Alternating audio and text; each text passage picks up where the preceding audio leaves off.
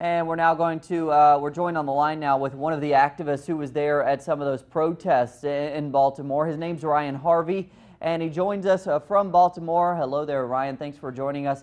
You were at some of those protests this morning. What was the feeling there? Well, it was smaller than a lot of the protests that were happening back in the original uprising. But there's definitely anger. There was the families of some other people who've been killed by the Baltimore City Police Department there.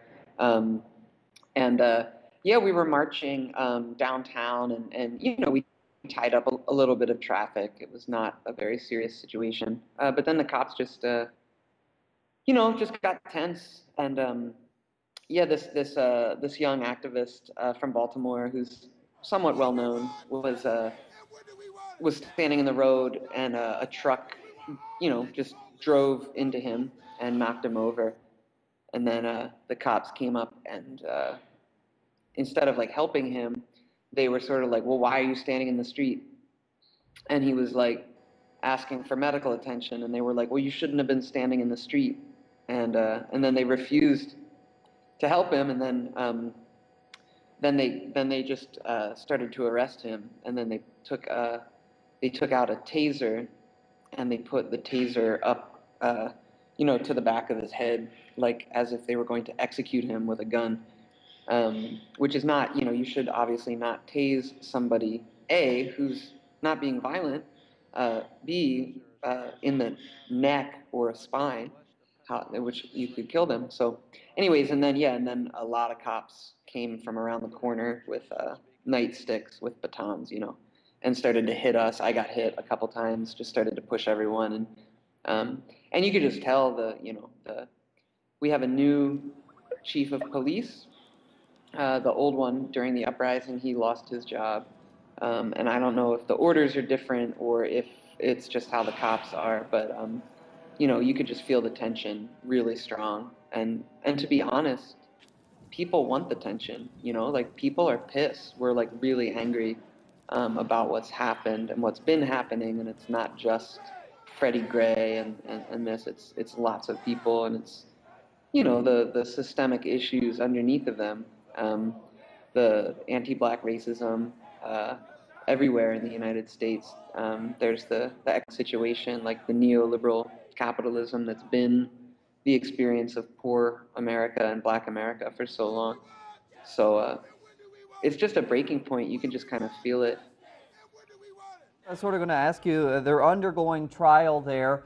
They were charged with crimes. So why have these protesters decided to once again come out? Why did you decide to once again take to the streets? You're explaining there briefly. It seems like you think you need to keep drawing attention to those systemic problems.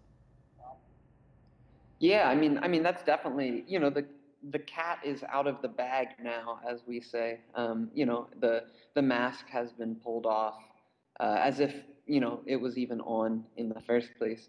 But really, what's happening is that, immediately today was the beginning of the pre-trial hearings of the case against the police, and so the police they were trying to have the state's attorney put off of the case, like kicked off of the case, because they said that she didn't handle it properly. That was already on the first morning of the pretrial. That attempt by the police was put down by the judge. He said there's no there's nowhere near enough evidence to suggest that she shouldn't be on the case. The other thing they were trying to do is the cops want to move the trial out of Baltimore, so that there can't be protests. They want to try each cop as an individual, so that their trials are all at different times, so it's harder for protests to happen. And of course, they also want to drop the charges. They wanted to say that the state's attorney is biased, and so these cops should never have been charged with anything.